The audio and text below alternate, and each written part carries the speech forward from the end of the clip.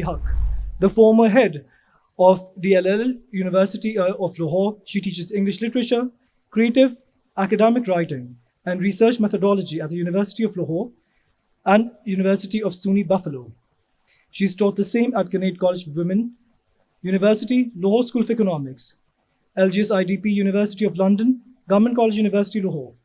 She has completed her postdoctoral fellowship from the University of Buffalo, US. Dr. Haq's first book, Sand in the Castle, a collection of short stories, was published in the US in 2010. Her second book, an academic non-fiction, Cultural Confessions in Khalid Hosseini's Works, was published in Germany in 2017.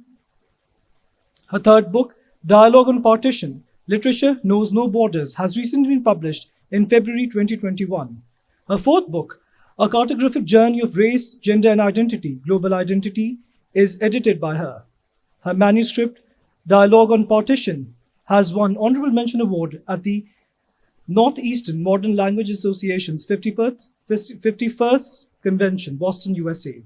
She has held many talks at universities, as well as on television, and conducted workshops on writing, academic as well as creative writing. She has been writing as a freelance writer for the newspapers and magazines. Her research articles have also been published in scholarly journals. Her research paper received the Best Paper Award in Japan. She has won Summer Fellowship Award in USA. Dr. Haq was placed on the principal's Roll of Honor list. And a huge round of applause, may I please request Dr. Sarina Ahsan Ali Haq to grace the stage.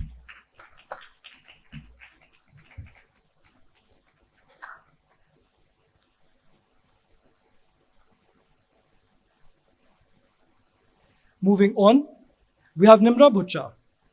Nimra Bhucha is a British Pakistani theatre, film and television actor, most notably known for her representing the Muslim, brown, South Asian females through her work in international projects such as Miss Marvel, Polite Society, The Queen of My Dreams, Murder is Easy, and The Dictator's Wife.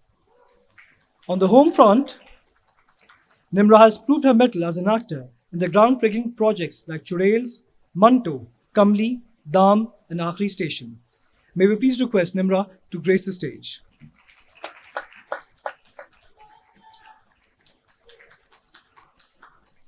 Followed by Rasti Farooq. Rasti Farooq is a writer, actor, and producer, currently working in Puffball, a Lahore-based animation studio with an award-winning films like Shehre Tabassum and Swipe to their name. Rasti is an award-winning actor, having started in numerous plays, teleplays, and short films like Ali Junejo's Both Sit in Silence for a While, Samad Khusat's Roshan Rahe, and Tabish Habib's May I Have This Seat, Best International Short Film in Dubai Indie Film Festival.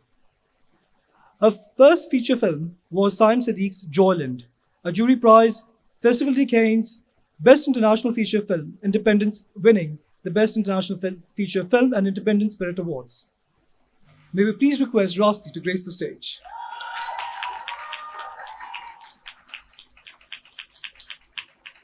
Followed by an industry icon, B. Gul. B. Gul is a Pakistani screenwriter with a flair for dialogue and plot lines that talks of difficult social situations. B. Gul has made a name for herself with the first script she wrote for a telefilm. She has won numerous awards. Her most memorable work for television is Dar Se Jalti Hai Sila. Please do correct if I'm mistaken. And Rakib Se. She has also penned down Jashan Ke Din, Talkhiyan et Pehchan that became landmarks. With special interest in Urdu and Persian, her plays have been translated in local languages. She writes women-centric plays that throw light upon social issues. May we please request B. Gul on stage. With that being said, and without taking any more space, Dr. Haq, you have the floor.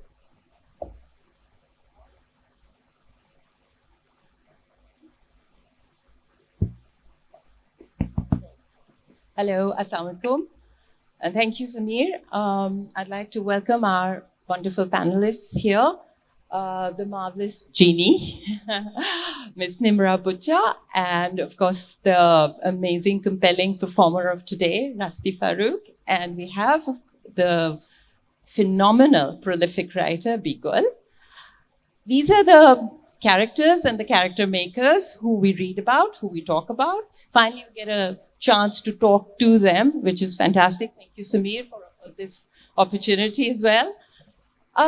So I was marveled by the idea of a brown girl, South Asian, Pakistani, Muslim, as showcased as Miss Marvel. I don't know if you've all seen Miss Marvel. Have you seen Miss Marvel? Great. So I was marveled by that idea. But then I started thinking that the same very identities, brown, girl, Pakistani, South Asian, naturally make her Miss Marvel. We women, especially brown, girl, and Pakistanis, we don't have superpowers to fight. We just survive and rise against the odds. And your characters show that, your characters showed that, and your interesting roles that you take on, Nimra, also show that how we rise against the odds. So interestingly, what I feel art does is create that space for all those who find it difficult to rise. So some representation is required. So art is that canvas that can create a space for everyone. I, being part of the literary academia, have come across multiple genre, film, theater, fiction. What I came across was that there are many themes, you may say, but I feel there is only one theme that all genre somehow focus around. And for me, that theme is, who am I? If you go back to Greek tragedy, Oedipus Rex, Medea, all of that, you come to Hamlet, you come to King Lear, you come to Bulleh Shah's Ki Jana Main Kaun. I feel it all comes down to one thing, which is, who am I? So who is something which is not for me. I don't need to know that I'm Serena. I don't need to know that I'm a doctor. Who is for you, for the other? So it's a social construct, whereas I has multiple selves in it. So we're constantly befriending these multiple selves. We're sitting here, we befriended our multiple selves of being a mother, a daughter, or whatever is required, and we're sitting here. And the am is the versus, who versus I. We're constantly in this quest to find out who we are. And doing so, the most beautiful part of this equation in who am I is the question mark. The quest, our journey. The moment I say I'm a woman, full stop, my journey ends. I'm no more than just being a woman. So the journey that the art talks about is focused around who am I, and their characters are always, somehow I feel, evolving to find more. Even a 90-year-old is evolving to find out who he is in that frail body. I was that commando at some time, and now I'm in that frail body. What's happened? So that journey, I feel, that inward journey, the moment you look at, for example, if you look at a small piece of commercial photograph, what makes it art is the moment you look inside the model's eyes and you see a story. That is when an art form has been created. But unfortunately, we are all trying to figure out who we are. What I've come across is that somehow the society just keeps telling us that we are women. And we have to occupy a certain space in terms of, say, Parda. I remember teaching Parda by Sylvia Plath and Parda by Imtiaz Thakur to a university at Buffalo in America. And then I asked the students, what is Parda? Do you know what Parda is? Anyone? So they came up with interesting answers. One of them said, you know, when the terrorists go to fight a war, they leave their women in 4 walls. That's Parda. The other one said, trap, it's a trap. And I asked again, no, what is Parda? And they said, I said, etymologically, Parda means curtain. Do you have curtains in your house? And they said, yes, we do. I said, why? They said, for protection, for privacy. I said, well, exactly. There are some houses which would have sheer curtains, others would have thick curtains, others would not have any curtains. There would be moments when you draw the curtains and moments when you open the curtains. It is that level of comfort, protection, and privacy that Parda gives you. So how is it that someone else is going to define your Parda for you? So society somehow demands of you to curtail yourself around certain spaces. these women have created spaces for invisible women by representing them in different, diverse roles. And that is what I actually admire them for. Another thing that I felt was that we need to reclaim our space. It's not about men, women, trans, LGBTQ. These are designates of the society. We need to reclaim our space as humans. We are, as species, as humans. So I actually somehow talk about feminism as something which is lesser than humanism, because it is part of humanism. It has to be part of humanism. So as species, we are humans. So let's reclaim our space as human. I speak of, so interestingly, when we speak of reclaiming our space, we are also reclaiming time also. I have come across many issues which circle around time, that you cannot go out at this time because it's late at night. Women can't go at night. These kind of women go out at night. There are 24 hours in a day. Who decides that women cannot use those 24 hours to the full? So we need to reclaim that night. In the 1960s, I remember in Leeds, there were incidents of physical abuse of women, and the UK police asked women to stay indoors just so that they can be protected. Women came out. All of the women came out. And it became a march called Reclaim the Night since then. Why should we not be part of the 24 hours of the day? We should be part of the same thing. So let's try and reclaim this space. And Miss Marvel actually marveled me further, because G. Willow Wilson, the creator, is a revert. She is trying to represent a Muslim woman through Kamala Khan. And what she does is, very interestingly, she shows that white and man does not have to be supreme. They don't monopolize. I was at a conference in Boston, and I met a writer who was white, and he was a man, and he said, I am the most privileged person on the face of this planet because I'm white, I'm a man, and I'm an American. Doors open for me. Sardonic, but that was true. So that's how we have started placing people. So Miss Marvel showed that there was going to be a brown girl who's going to, with her superpowers, somehow overtake the world. I was quite, again, intrigued by this whole idea. Now, that being said, you can take cues from here and take on the conversation further, but I have certain questions for you. These are structured questions, but we can also have unstructured conversation, and then we let the house ask questions as well, okay? Structured questions only because these are questions that I wanted to know, and I feel maybe some of you also are interested. And this is from Nimra Butcher. So, how is Miss Marvel more than entertainment? Miss Marvel is started out as a comic book before it became a series. And these are all things that I discovered a lot later than when I sort of ended up on set for Miss Marvel, because, you know, they were casting people from Pakistan.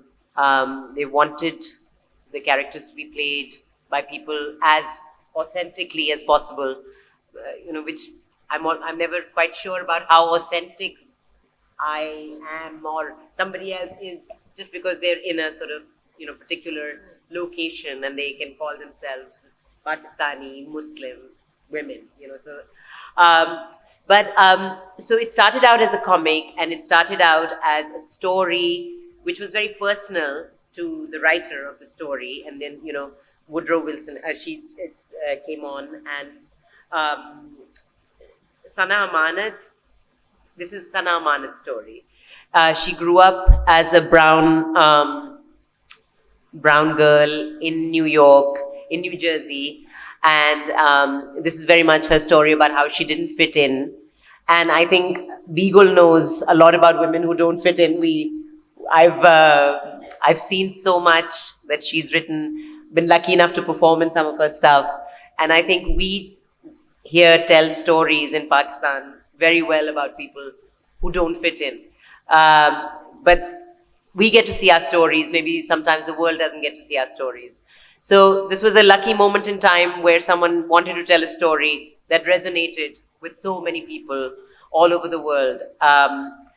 It resonated with brown kids who imagined that they were the superheroes that they see on screen. But for example, for my son, he watches Chris Hemsworth Thor, and maybe part of him might imagine that he looks like Chris Hemsworth, but he's brown. He's a brown kid. So I think that, it's important to see people on screen that look like you or talk like you or have families like you. And I think in that sense, Miss Marvel had its heart in the right place. And I think that's why it resonated so much with everybody. I don't know if I'm going off topic, but yes, so I think that's why the story is universal. It's not just an American, sort of suburban story.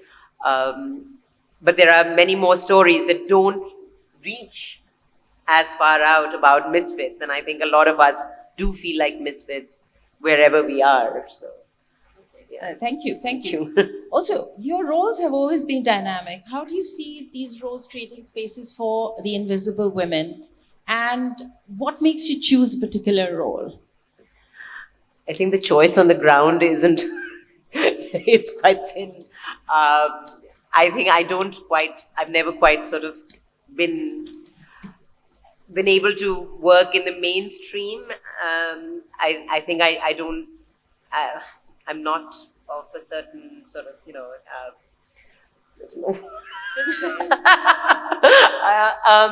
I think I'm not your standard kind of, we have standards of beauty and on screen that, that you need sort of particular kind of actors. And I think that's why I was lucky enough to not get into that sort of acting. So I got more interesting roles, and I always chose the interesting roles. Out of the 2 interesting roles that I got, I would choose one, and that's sort of how I've been working. But Beagle wrote these 2 wonderful characters that I've played, and I want you to talk about, those, and also, but I think the second one, the Dastak was such a challenging. I don't know if you've seen my work. I sometimes feel very shy about posting work on Instagram and stuff, but I really want to repost Dastak because I think it's such an important story. It's a mother and daughter story, and such isolation and such the atmosphere in that. So if it weren't for people like Beagle and Sarmad Khusert and Kamal Khusert, I wouldn't have done all the interesting work. So I'm just there for the taking, in that sense. When you speak about physical, you were a muse in Manto? Yes. I was. So I feel somehow even physical features are etched in such a way that your expressions are very, very, I think everyone can see. I'm very scary. No. I can do scary, so. Okay, so Rasti, yes. Do you feel that Mumtaz's character is rebellious? But not really, it's a mere reflection of the woman of today and tomorrow. And then, why do we always have to feel that the woman who is a trailblazer has to be rebellious? Why can't she be a revolutionary? Why can't we look at these roles as not negative, but positive? Well, I feel like there's 3 questions in there. I don't think it serves to think of stories or characters and, trying to attach very big words to them and then see if they live up to those words.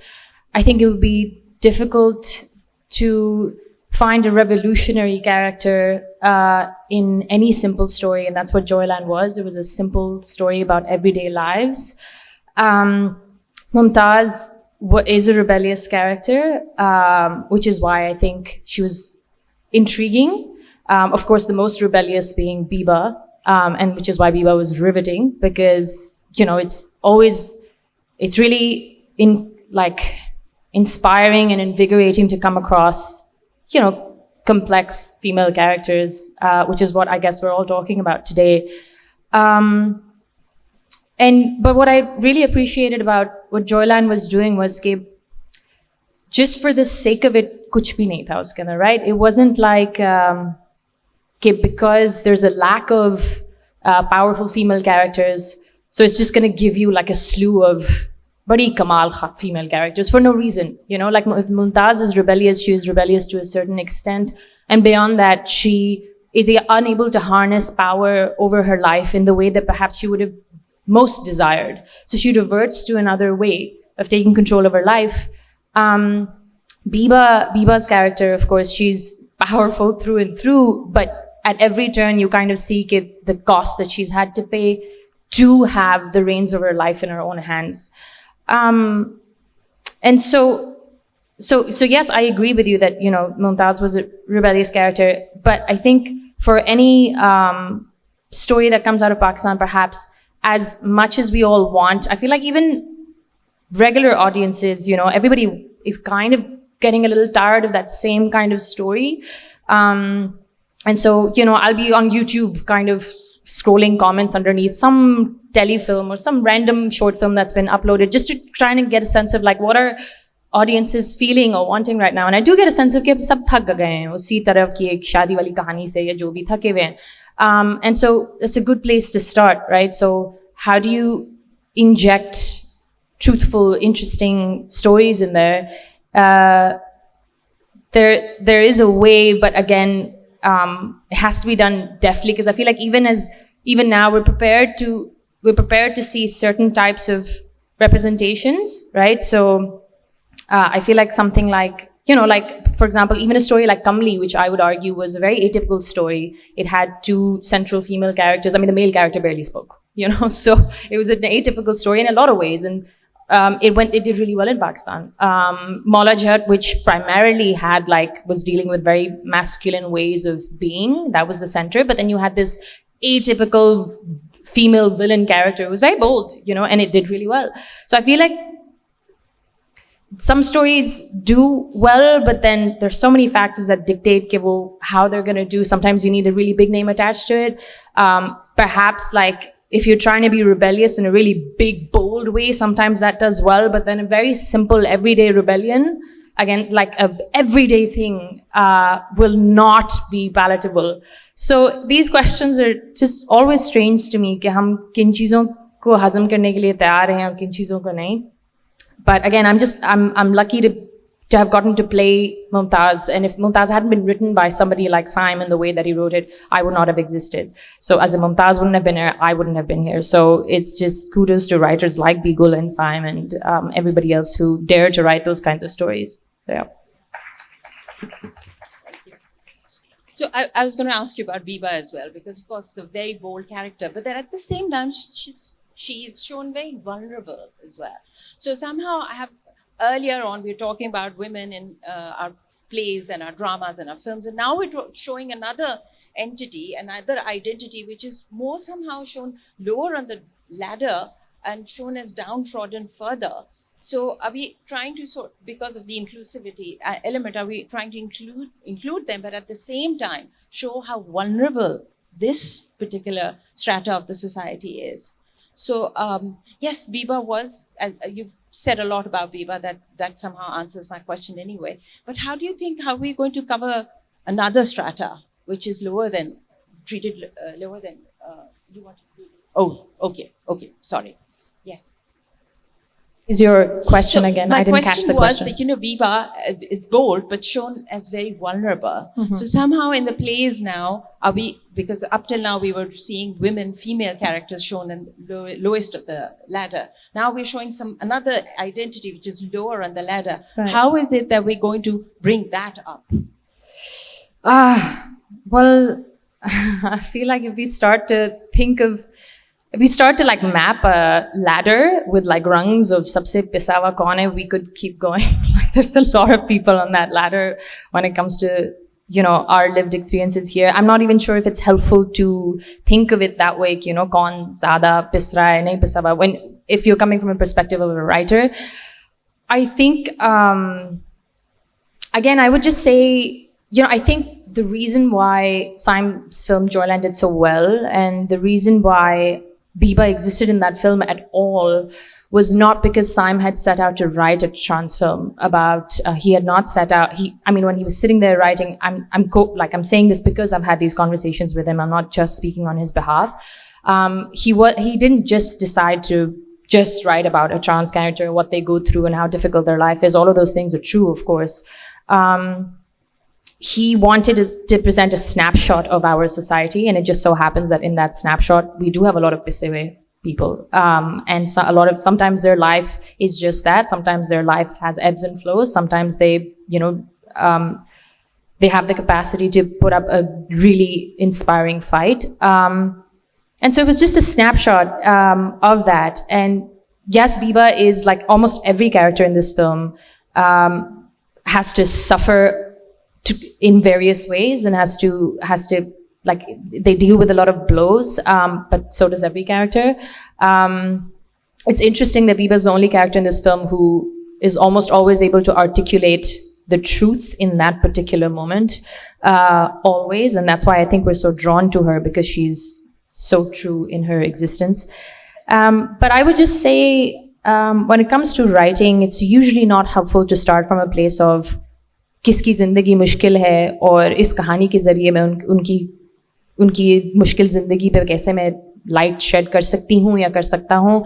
I think if we just write honest stories about people who populate Pakistan, if we just look left, right, center around us, you'll find all kinds of people who, and a lot of them will be leading some very difficult lives in all probability.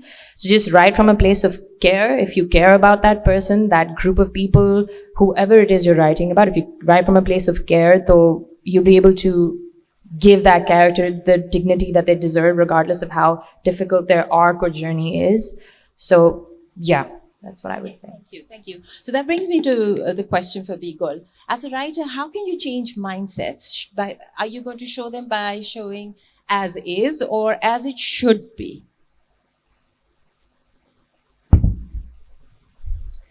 Assalamu alaikum ji. Hi.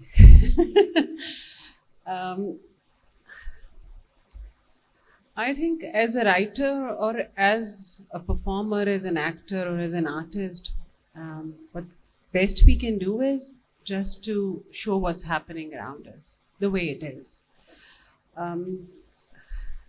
Because I'm nobody to tell anyone that how it should be like, वो काम है हमारे यहाँ कुछ लोगों के करने का, वो करते हैं. But मुझे लगता है कि हमारा काम सिर्फ यही होता है कि हम दिखा दें जो हो रहा है. And then if that can bring any change in terms of maybe they can question that situation and think about that, that's sufficient enough. That's all I can do as a writer. But I cannot tell them what should be right. I cannot teach them. I can't give a sermon. That's not my job. I just have to, it should be the reflection of the society, and that's it. I think that's all I can do as a writer.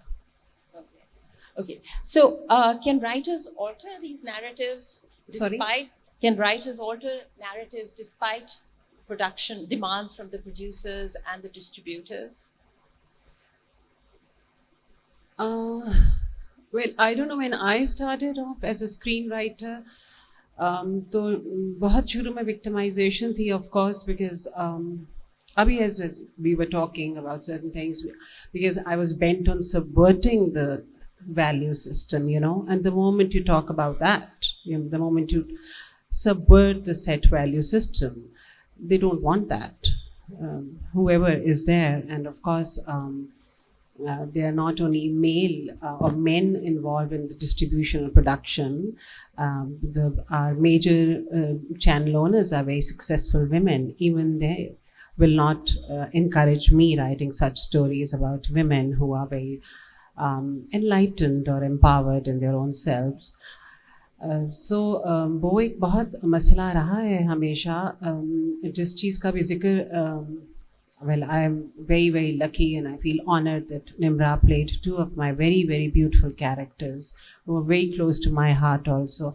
My first telefilm, Firdaus Ki Dozakh, and she was just brilliant in that. And दूसरी जिनका इन्होंने भी जिक्र किया, Dastak, it was about a mother-daughter relationship. More than that, it was about the sexuality of a woman, right? So we are not allowed to talk about that as women. We never touch that topic. अभी पिछले दिनों मेरा एक series गया था, तो किसी ने उससे मुझसे पहले पूछा उसके बारे में, तो मैंने कह दिया, मैंने कहा it deals with the sexuality of women. वो छप गया किसी अखबार में, So the channel was very, very angry with me. And they said कि तो हमें शायद ban करना पड़ेगा. So they had to come up with another committee to review it again. Is it okay to put it on air? Because औरत और sexuality का तो बड़ा मसला हो जाएगा.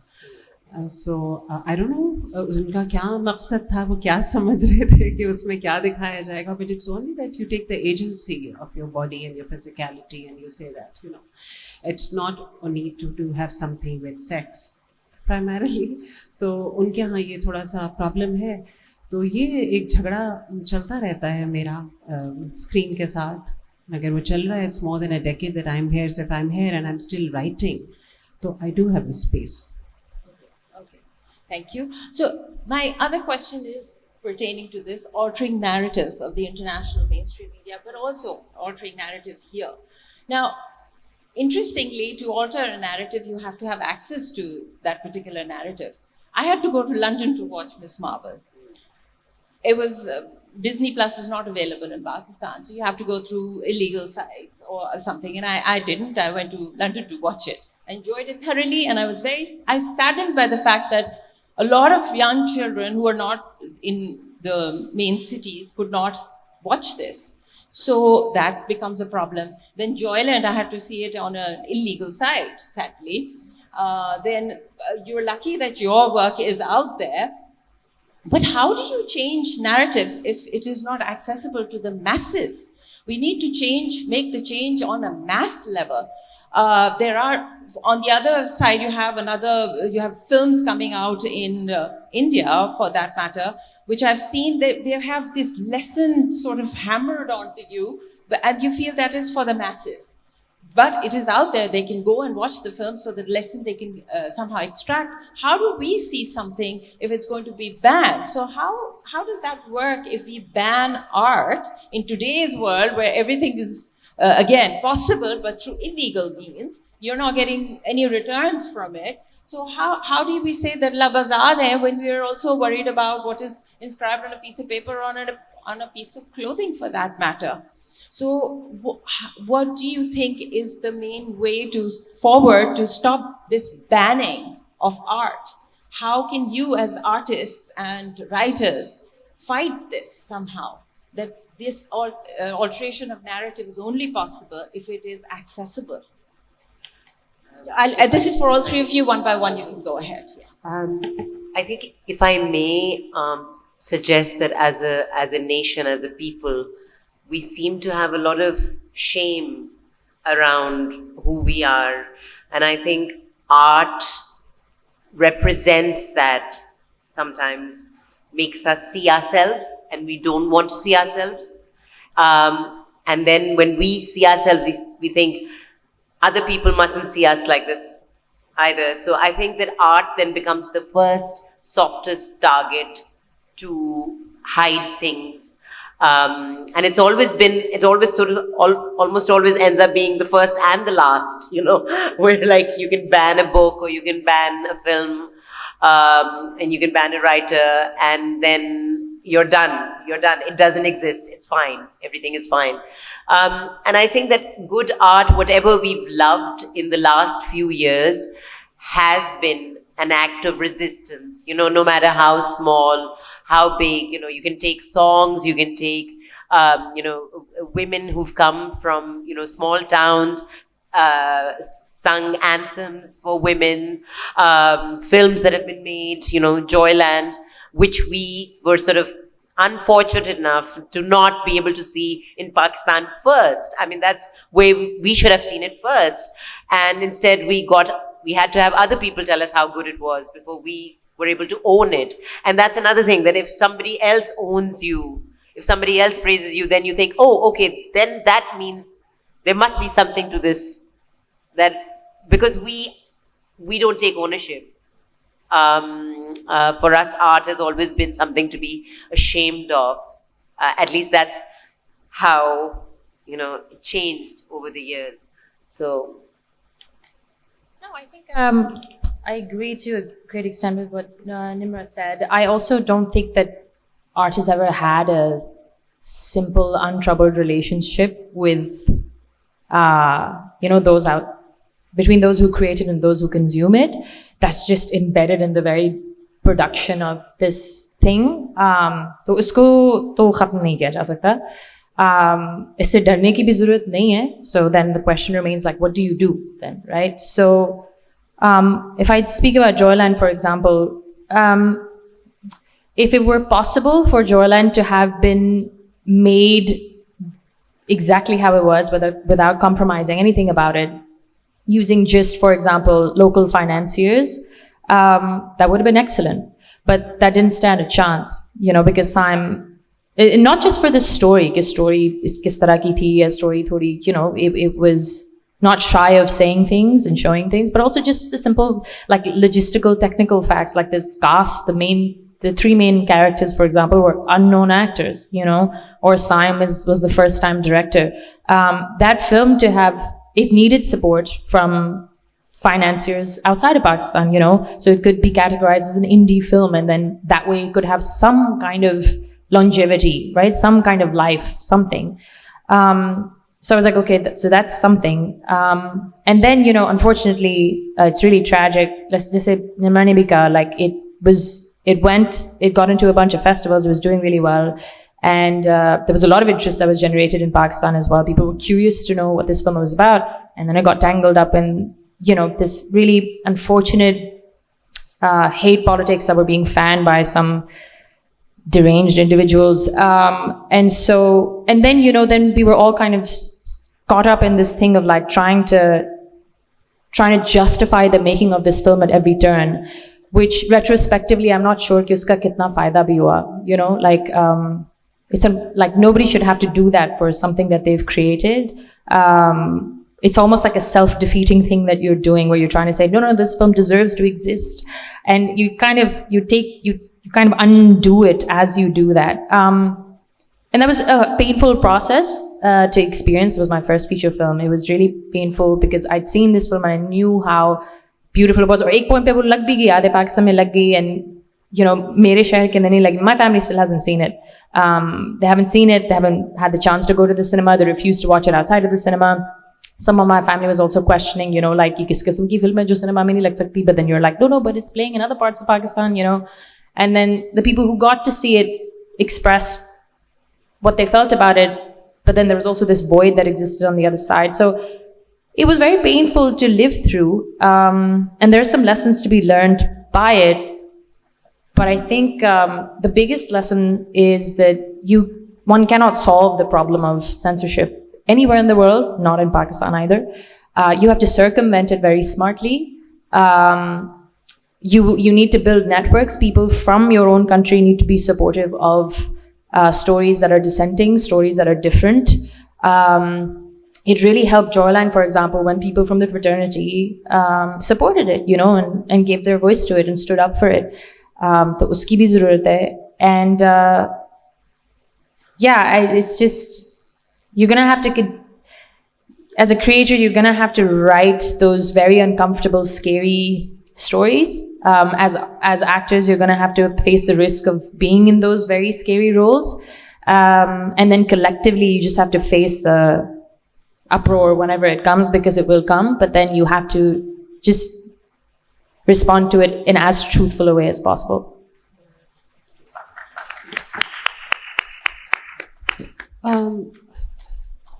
मुझे ऐसा लगता है कि आज censorship begins from our homes the moment we are born, right? So जैसे ही हम पैदा होते हैं तो बच्चों के सामने बात नहीं करनी, बच्चों को ऐसे नहीं करते, बच्चे ऐसे नहीं सोचते, ऐसे गंदे बच्चे सोचते हैं, ऐसे अच्छे बच्चे, तो censorship begins. और उसका होता ये कि I was raised at my grandparents, so my parents were not there. So मेरी नानी के यहाँ कोई सेंसर का रिवाज नहीं था. So वो सब बातें कहती हैं जो नहीं कहनी थी, वो सब हरकतें करती थी जो नहीं करते हैं. So as a child I witnessed everything, dysfunctional marriage और बहुत सारे problems, 4 young mamus growing in that household, a lot of animals around us, बहुत कुछ था, a lot of mess, but I went through that and it was a lovely, lovely household. The problem is when I started my school, so I was not that sweet, innocent girl that was expected to be, with the ایک اچھی سی معصوم سی Angel فرشتہ بچی تو میں نہیں تھی, کیونکہ میں تو بڑی ہو کے وہاں سے آ رہی تھی. تو بہت مجھے پریٹینڈ کرنا پڑا to make friends, because I did not have any friends. ان کو لگتا تھا کہ یہ کیسی باتیں کر رہی ہے. تو وہاں سے شروع ہو جاتی ہے سینسرشپ ہماری. ایک تو یہ لفظ بین کو بین کر دینا چاہیے. I think we should have everything. ہر قسم کی چیز چلنی چاہیے, اچھی بری, اور اس اچھے برے کا فیصلہ لوگوں کو کرنا چاہیے. میں نے 2-3 میڈیمز میں کام کیا ہے. میرا میجر کام ٹیلی ویژن پہ تھا, because I thought and I believed and I still believe 87.9% لوگ ٹیلی ویژن دیکھتے ہیں. آپ ان کے گھروں تک پہنچتے ہیں اور ایز اے فیملی یونٹ بیٹھ کر دیکھتے ہیں. ان کے واٹس ایپ گروپ میں وہ بڑے پیشنیٹلی ڈسکس کرتے ہیں اس کے اوپر کہ وہ کس کے ساتھ بھاگ گئی اور اس کا کس کے ساتھ چکر ہے. سو بہت ہی امپورٹنٹ میڈیم ہے جو کہ ضائع ہو جاتا ہے. شروع میں I was very very aggressive. Unfortunately I am not that aggressive any longer, but مجھے لگا کہ میں بہت اگریسو تھی اور بہت ہی پیشنیٹ تھی کہ میں یہ نہیں کروں گی, میں یہی کروں گی, میں یہی کروں گی. دین آئی تھاٹ کہ نہیں, I have to be little more smart, intelligent, میں کچھ تھوڑا انڈر کرنٹ لے کر آؤں تاکہ چیزیں پہنچ تو جائیں, چل تو جائیں, ورنہ تو نہیں چلیں گی. ریجیکشن ہو رہی تھی, کانسٹنٹ ریجیکشن ہوتی فار ایئرس. تو پھر کچھ تھوڑا بہت ادھر ادھر لپیٹ کے بات کہنے کی کوشش کی, جس سے انہوں نے کہا کہ اچھا چلو کچھ تو تمیز ہے اس کو. تو پھر مجھے اسپیس ملا اور پھر میں نے اس اسپیس کو استعمال کیا. تو مجھے لگتا ہے کہ ایک تو یہ تھوڑی سی رسپانسبلٹی ہے ہم پر ایز آرٹسٹ کہ ہم یہ سمجھیں کہ ہم کہاں ہیں. یہ بہت انفارچونیٹ بات ہے. اور پھر ہم اپنی بات کہہ دینے کا موقع نہ جانے دیں. The moment we have that space تو ہمیں کہنا ہے, یہ بات ہے. ہاؤ ایور آج جب میں سوچتی ہوں اپنی آپ کو ایز اے رائٹر, یا جب میں لکھتی ہوں بیٹھ کے, تو I do feel very exhausted as a writer, کیونکہ یہ جو ساری پریکٹس تھی یہ بہت ایگزاسٹنگ تھی کہ میں رک رک کے کہہ رہی تھی, رک رک کے کہہ رہی تھی, چھپ چھپ کے کہہ رہی تھی. جو مجھے کہنا تھا کھل کے, وہ کہنے کی اجازت نہیں تھی, تو مجھے پھر بھی کہنا تھا. تو it's very exhausting. And I want to tell stories of normal women. I'm tired of telling stories of struggling women, of brave women, of courageous women, of rebellious women. I want to write stories of happy women, who are just normal women. They get up, they breathe, they do their things, they're crying, they're laughing, they're happy, they make mistakes. Whatever they are, they have careers. Just normal human beings. When will I be able to write those stories? آپ کے جب آپ ایسا کام کر رہے ہوتے ہیں تو آپ کی پروفیشنل کام میں اور ایکٹیویزم میں ایک بڑی تھن لائن ہے. I want to keep that line, right. میں وہاں مرج نہیں کرنا چاہتی as a writer. I don't want to be an activist all the time when I am writing. I just want to write honestly. اور جب آپ honest stories لکھتے ہیں لائک جوائے لنڈ, اور آپ کو جگہ نہیں ملتی ہے یہاں دکھانے کی, تو بڑی تکلیف ہوتی ہے. I have recently written a short film. روز مجھے میرے ڈائریکٹر ایک وہ میسج کرتے ہیں, ہی از ان کینیڈا, کہ آج ہم اس فیسٹیول میں پہنچ گئے, آج ہم وہاں نامینیٹ ہو گئے, ہم وہاں جیت گئے. ہر روز مجھے زیادہ تکلیف ہوتی ہے, because I wrote the story of this country, of these people, of my story, of all of us. ہم آپ سب کی کہانی میں نے لکھی ہے, آپ تک نہیں پہنچ پائی, so that's a failure. مجھے وہ ایک نیش انٹلیکچوئل گروپ کو دکھانے کا کوئی فائدہ نظر آتا نہیں ہے کہ کسی نے یورپ میں بیٹھ کے میری فلم دیکھ کے کہا واہ واہ آپ نے کیا تیر مارا ہے, او ہو اچھا پاکستان میں ایسا ہوتا ہے. اس سے مجھے کوئی فائدہ نہیں ہے. That's not what I want to do. میں چاہتی ہوں کہ جوائے لینڈ کو میں یہاں بیٹھ کر اپنی بڑی اسکرین پہ دیکھوں. آئی واز پریویلیجڈ کہ مجھ تک جوائے لینڈ آئی تھی because I was part of the committee. جنہوں نے ریویو تو نہیں کرنا تھا اس کو اپریشیٹ ہی کر سکتے ہیں, اور کچھ نہیں ہے اس میں سوائے اس کی تعریف کے. تو I was just speechless after watching that. اور اتنی مجھے شدت سے اس وقت بھی یہ خیال آیا تھا کہ میرے لوگ دیکھ لیں, ہم سب مل کر اس فلم کو دیکھ لیں. ایسی بہت سی چیزیں ہیں میری لکھی ہوئی جو کہ ریجیکٹ ہو گئیں, جو بند ہیں, کہیں رکھی ہیں, جو نہیں بن سکتی. آئی ایم شیور کہ ان لوگوں نے, نمرا نے بہت سی ایسی چیزیں میں کام کیا ہوگا جو پتہ نہیں اسکرین پر کبھی پہنچ نہیں پائی ہوں گی. کبھی ہم تھیٹر میں کوئی اسپیس ڈھونڈتے ہیں کہ ہم وہاں کچھ کر لیں, 4 لوگ کونے میں چھپ کے, کبھی ہم کچھ کرتے ہیں. ایک پیشن تو ہے نا, ایک عادت بھی ہے کچھ کام کرتے رہنے کی. آئی سو سرمد ان دا آڈینس. سرمد نے کیا کچھ نہیں جھیلا ہے اس سب کچھ اپنی جرنی میں, اور کیونکہ سچی فلمیں بنا رہے تھے تو پھر بنائیں, آپ سچ کہیں تو ہم آپ کو بتاتے ہیں. تو آنیسٹ سٹوریز کو صرف یہاں پر سینسر کیا جاتا ہے. جس چیزوں کو سینسر کرنا چاہیے تھا ان کو سینسر نہیں کیا گیا. اور دوسری بات یہ بھی کہ اگر ہمارا یہ ڈائلاگ اسٹیبلشڈ رہتا, اگر ہم لوگ بات چیت کرتے رہتے, ہم لکھنے والے, پرفارم کرنے والے, دیکھنے والوں کے بیچ کا ایک کنیکشن رہتا, تو وہ سب انسیڈنٹس نہیں ہوتے جو ہم نے ابھی چھرے میں دیکھا ہو رہا ہے. وہ سب کچھ because that's exactly what art does. یہ ایک نیگوسیشن ہوتی ہے, ایک ڈائلاگ ہوتا ہے جو آپ کا اسٹیبلش ہوتا ہے. آپ ان چیزوں کے بارے میں بات کرتے ہیں جس کے بارے میں آپ انکمفرٹیبل ہوتے ہیں through your performances, through your writing. تو اگر ہم نے وہ بات ہی نہیں کی ہے تو پھر تو انٹالرنس بھی ہوگی, مسئلے مسائل بھی ہوں گے, ہمیں مار بھی پڑے گی, یہ تو سب ہوگا. ہم جلیں گے بھی بلاسفیمی کے نام پہ, یہ تو ہوگا. Yes, thank you.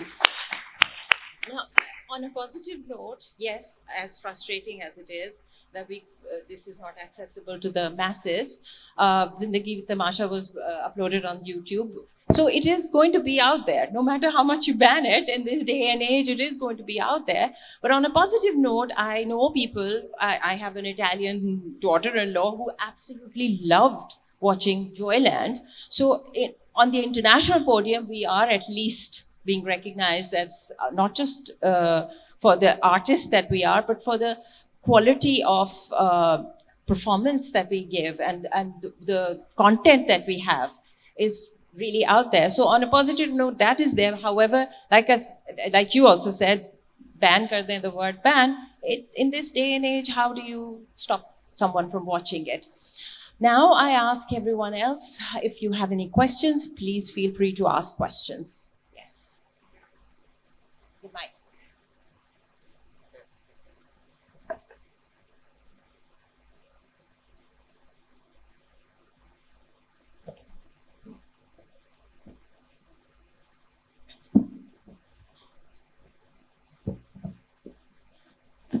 I just want to say something about Serena's question about Mumtaz character, کہ وہ ریولیوشنری کیوں نہیں تھا. اس کا تو جواب مجھے لگتا ہے کہ بیگل نے دے دیا کہ کریکٹرز جو ہے معاشرے میں وہی دکھایا جا رہا ہے. بٹ آپ نے یہ پوچھا تھا کہ وہ پازیٹیو کیوں نہیں تھا, تو مجھے کہنا ہے کہ میرے لیے وہ بہت پازیٹیو ایک کریکٹر تھا, ممتاز کا کریکٹر. I love that.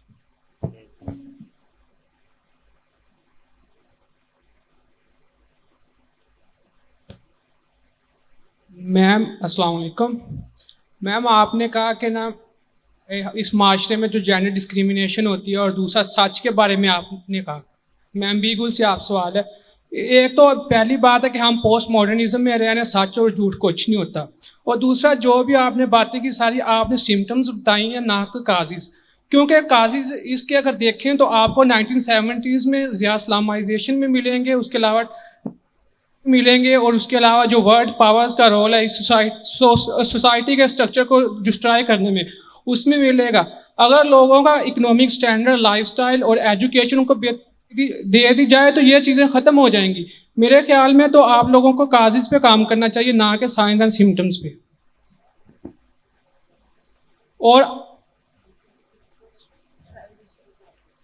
اور دوسری بات, فریڈم کی بات کی, اور آپ نے ڈس فنکشنل میرج کی بات کی. اگر ڈیورس ریٹ آپ یو ایس اے میں دیکھیں تو 50% ہے. اگر آپ بات کریں فریڈم آف اسپیچ کی تو وہ یو ایس اے میں بھی نہیں ہے, یورپین کنٹری کسی بھی میں نہیں ہے.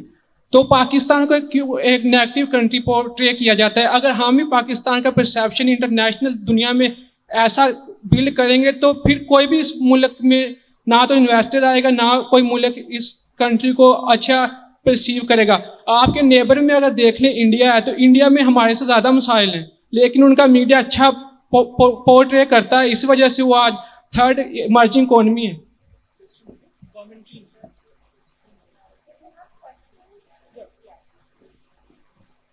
Can we please have questions and not social commentary? Hi, Assalamu alaikum. By the way, great panel. Just wanted to ask, is it okay to access a film like, for example, Joyland from illegal platforms? Because I really wanted to watch it, so I did torrent it. So I had to. I mean, I was very glad, also sad and glad that Zindagi Ka Tamasha was on YouTube. But then we did a very, wholesome screening in our office, and we watched it, and then we all tried to, even donate in the, jo section diya tha Sarmat Kusit ne. But with Joyland, there was no such thing, and I was done waiting for it, so I just, downloaded it.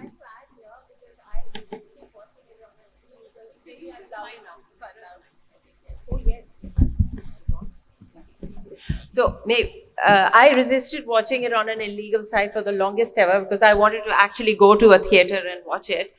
Unfortunately, that never happened. And I then had to recourse to this. And that is where we lose out on so much art being available out there. So that's where, yes, what can you say about this? First of all, say that I understand your pain. Secondly, I would say, I think I should let you know that it's still streaming on 2 places that will require subscription. I don't have those subscriptions either. मैं आपको अपना login details बना दे देती. It's Movie India and Criterion. So if you can check it out over there. But I think this is not me saying it on my own. हम सब ने जोलान वाले लोगों ने थोड़ी बहुत एक consultation type की थी कि यार अब क्या कहें लोगों को जो eventually हमसे आके मांगते हैं, link मांगते हैं या कहते हैं जो भी. So what do we say? So I think starting 2024 we've decided to just tell people कि आपको जहाँ मिले आप देख लें और guilt free देख लें. So I would like to say that to you, आप guilt free होके देख लें आपको जहाँ मिले.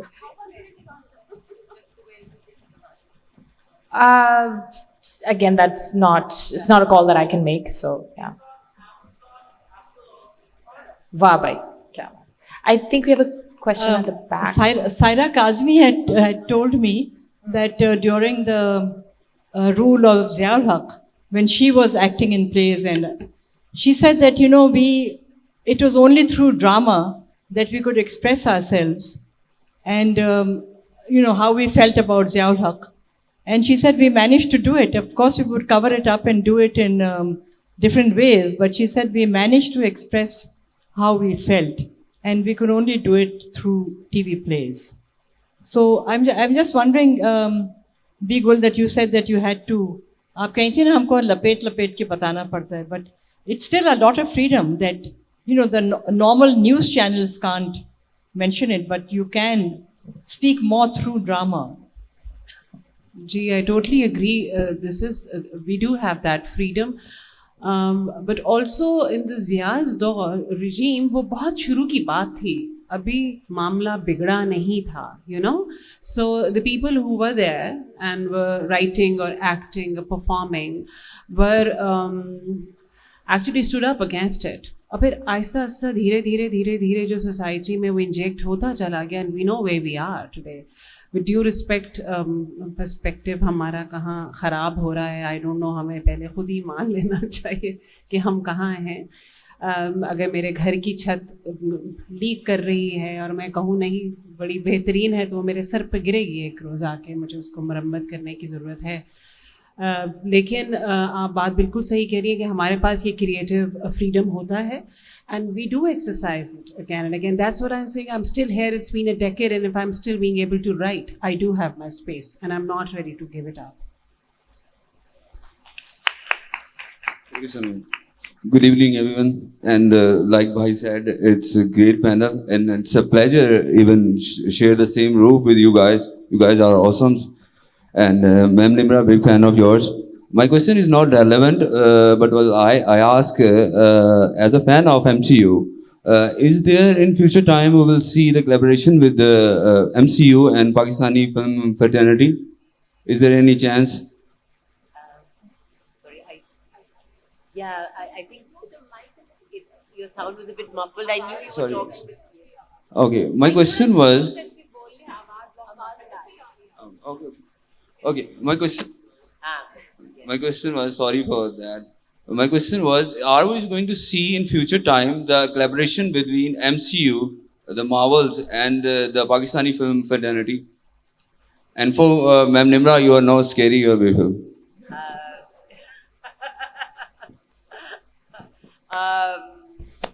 Collaboration. Yeah. I think we had quite a collaboration जो हुई और sequel उसका होना चाहिए है ना, something like that. अब पता नहीं, हमें तो उस वक्त जिस वक्त हम कर रहे थे we didn't even know कि इसमें आगे क्या होना है, वो इतनी secrecy में हर चीज shrouded होती है. It was like working for some, you know, really big like gangster kind of organization. So I don't know. They make up things as they go along. So dua kare. Should I?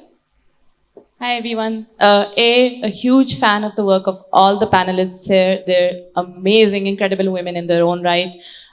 What I do actually want to ask you about is perhaps the burden of representation, because obviously when, you know, we write stories or act in stories that seem overtly political, because they have to be in a place like Pakistan, right? Sometimes I think with politics, like perhaps, and I know that Beagle bhi is bare mein baat kar rahi thi, like we can be too on the nose, like we want to tell stories. They don't have to be like shoehorn, like politics. So, you know, in a space or in a country jahan usa se homegrown culture ke liye patronage nahi hai, how can we have, you know, more people telling multiple stories without actually feeling, you know, they're very few in number, then they have to sort of represent Pakistan, या जिस तरह भी एक साथी ने बात की कि positive image because obviously कोई भी story represent करना मतलब एक वो story है, positive negative वाली बात नहीं है. So again, how can we make sure that this culture like infiltrates into our society and spreads really? I think किसी एक स्टोरी टेलर या किसी एक स्टोरी पर ये बर्डन नहीं होना चाहिए कि वो हर चीज को रिप्रेजेंट करे.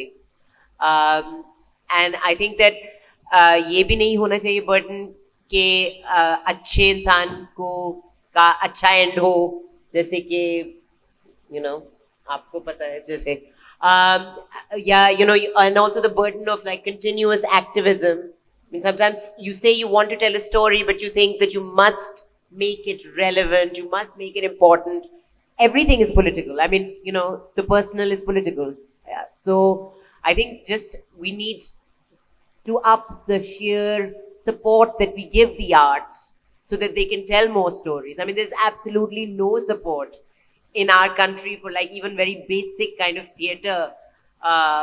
मतलब वो स्कूल का भी प्ले हम मुश्किल से करते हैं, तो अगर सपोर्ट नहीं होगी तो ये स्टोरीज भी कम ही होंगी और वो एक कहानी बनेगी तो उसमें फिर या तो ये सवाल होगा कि इसमें इतनी सारी चीजें क्यों डाल दी, या ये होगा कि इसमें ये क्यों नहीं बताया. सो ये बर्डन बढ़ जाता है क्योंकि कहानियां कम बनती हैं. सो